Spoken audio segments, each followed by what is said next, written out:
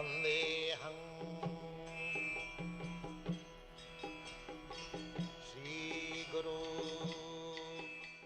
हरे कृष्ण। सचिनंदन महाराज ये पुस्तक living name में बता रहे हैं कि कैसे भगवान का हरिनाम करते हुए हमको विप्रलंब भाव में करना है, विरह के भाव में। तो अभी ये प्रश्न है, ये भाव अपने आप आएगा या हमको इसको विकसित करना है, कल्टीवेट करने का तरीका है।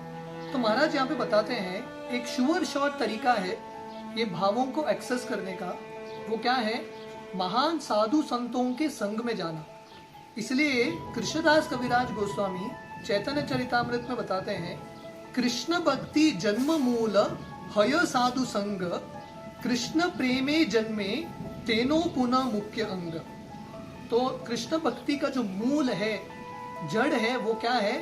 साधुओं का संग। और ये साधुओं का संग भक्ति के शुरुआत में भी लगता है, और जब हम भक्ति में प्रगति करते हैं तभी भी साधुओं का संग लगता है।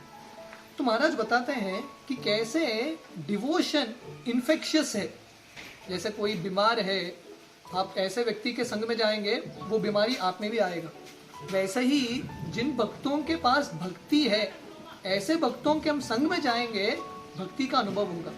तो महाराज यहाँ पे एक उदाहरण देते हैं। एक बार महाराज साउथ अफ्रीका में थे और वहां पे एक फ्यूनरल प्रोसेशन चल रहा था।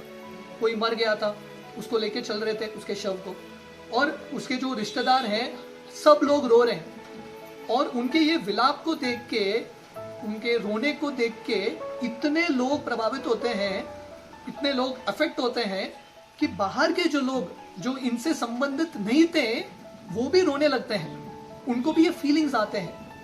तो महाराज यहाँ पे लिखते हैं, अगर ये साधारण जगह पे ये फीलिंग्स एक्सेस होता है, तो इमेजिन कीजिए जब हम भक्तों के संग में आएंगे, ऐसे शुद्ध भक्तों के संग में आएंगे जो कृष्ण के लिए रोते हैं, कृष्ण के विरह में रोते हैं, ऐसे भक्तों के संग में वो भाव हमको भी अनुभव होगा। We can also experience. तो इसलिए महाराज यहाँ पे लिखते हैं, शुद्ध भक्तों का जो शब्द है बहुत इंपॉर्टेंट है, उनके जो प्रार्थना है, उनके जो गीत है। इसलिए महाराज ने एक बार उनके एक गुरु भाई से पूछा था, मेरा हृदय पूरा खाली लग रहा है, सूखा लग रहा है, क्या करूं भक्ति में रस अनुभव करने के लिए? तो उनके गुरु भाई ने उनको सुझाव दिया, आप भक्ति विनोद ठाकुर द्वारा लिखे गए जो गीत है उसको पढ़िए, उसका चिंतन मनन कीजिए।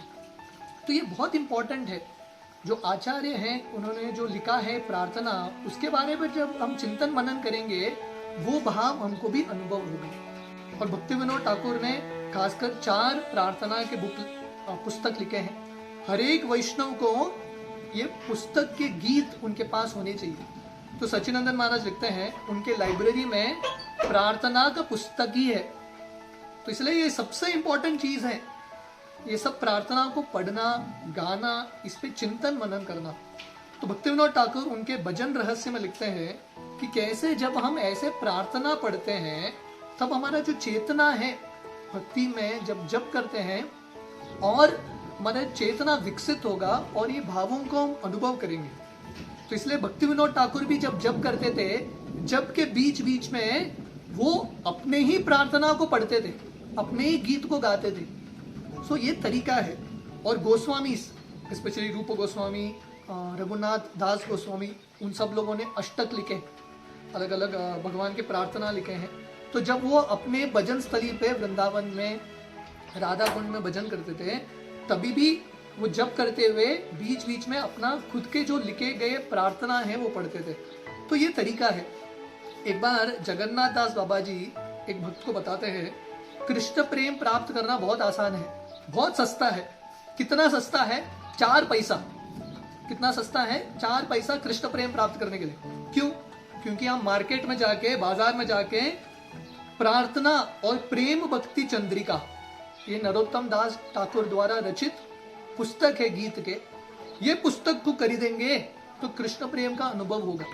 तो जगन्नाथ दास बाबा जी महाराज के पास यही पुस्तक थे, गौर किशोरदास बाबा जी महाराज के पास नरोत्तम दास ठाकुर के पुस्तक थे। तो ये प्रार्थनाओं को जब हम गाएंगे एक मैजिक की तरह काम करेगा, it will work like magic, और हमारे हृदय में भक्ति का जो भाव है उसका अनुभव होगा। तो ये तरीका है। अगर हमको ये जो डीपर फीलिंग्स है भगवान के विरह में जो भाव है उसका अनुभव करना है, तो ये तरीका है महान भक्तों के द्वारा रचित जो पुस्तक है, जो प्रार्थना है, जो गीत है, उसको पढ़ना, गाना और उस पर चिंतन मनन करना। हरे कृष्ण।